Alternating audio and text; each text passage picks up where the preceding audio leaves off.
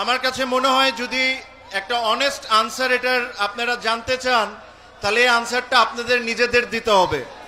আপনারা যদি এখন মনে করেন যে অমুকের কারণে খেলতে পারি নাই, অমুকের কারণে খেলতে পারি নাই, তাহলে তাহলে এটা একটা স্পোর্টসম্যানের কথা হবে না। একটা স্পোর্টসম্যানের কথা হবে যে হয়তোবা আমার কোনো একটা ভুল ছিল, এই কারণে আমি জাতীয় দলে যেতে পারি নাই।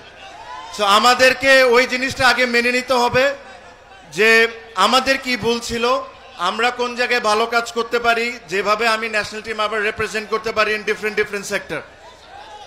যেদিন ওই জিনিসগুলো আমরা বের করে নিব ইনশাল্লাহ দেখবেন যে ঠিক আজ থেকে 10, 15, 20 বছর আগে চিটাগং থেকে অনেকেই রিপ্রেজেন্ট করতো বাংলাদেশে বিভিন্ন স্পোর্টসকে, আমরা আবারও ওই জায়গাটা ফিরে পাবো।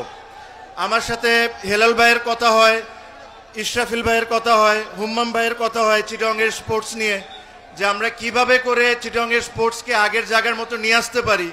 আই এম শিওর ওনারা যখন সুযোগ পাবেন তখন ওনাদের বেস্ট ট্রাই করবেন যে চিটাগংয়ের ইন্টারেস্টটা ওনারা সবচেয়ে আগে রাখবেন, রেখে ওনারা যে ধরনের স্পোর্টসই হোক না কেন, cricket, football, badminton, any sports, এই স্পোর্টসকে ওনারা প্রমোট করবেন in the right possible way, যেরকম চিটাগং থেকে আবার আমরা আগের দিনে ফিরে যাই।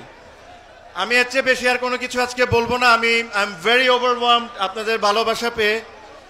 আপনারা জানেন মাত্র আমি অসুস্থ, মানে একটা খুব বড় ঘটনা হয়েছিল আমার, মাত্র আমি রিকভার করছি, তো আমার বেশি কথা বলা উচিত না, but thank you very much.